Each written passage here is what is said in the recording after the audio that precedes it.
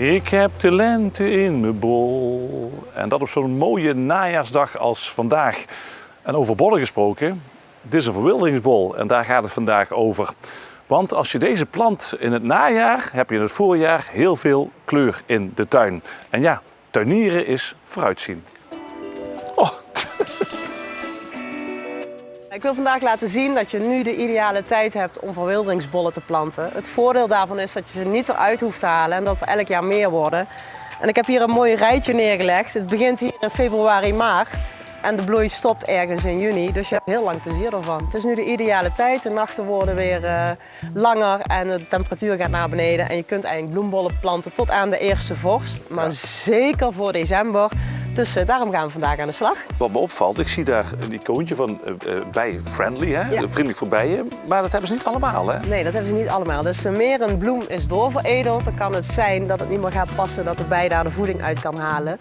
Dus des te dichter bij de natuur, des te beter voor de bijen. Ja. Maar we willen natuurlijk ook een beetje spektakel ertussen. Dus daarom hebben we een mooie mix dat er en voor de bijen iets is en dingen die in het oog springen. Oké, nou, dan gaan we beginnen. Ja. Hè? Dan moet ik mijn schop even pakken.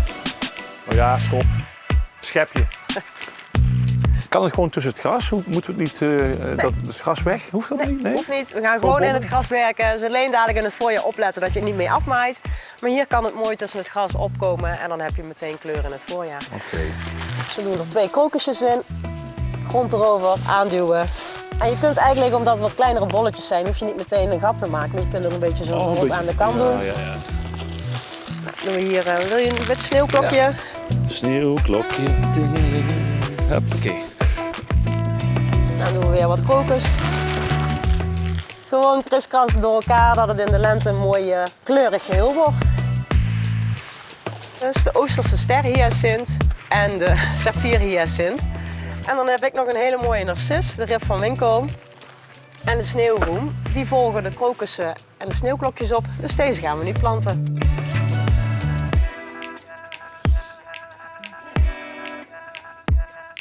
We gaan door naar de bloeitijd april-mei. 2 soorten blauwe druifjes. Oké. Een lichtblauwe en een dubbelkleurige. Oké. En de boshyacinth en nog een narcis. En deze bloeit weer later als de narcis die we net hadden. Ja. Dus zo gaan we weer een stapje verder. Eentje van elk, Chantal?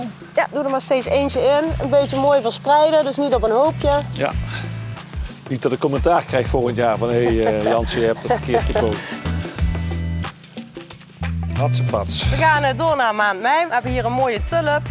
We hebben de hondsdraf. Het is een beetje lelieachtig, maar dan wat kleiner. En natuurlijk de fritillaria, het kievitsijbloem.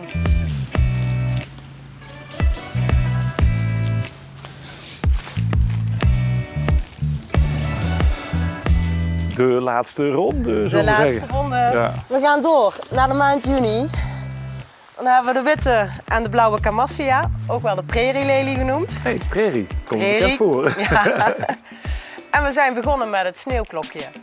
En de afsluiter van deze ronde is het zomerklokje. Nou ja, de cirkel is dan rond, hè? De cirkel is rond. Ja. Het is wel een flinke, die prairielelie, hè? Ja, maar er komt ook een hele grote bloem uit.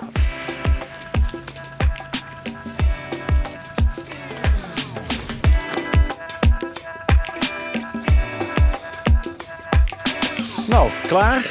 Klaar. Ik zou zeggen, laat het voorjaar maar komen dan. Ja, en nu afwachten.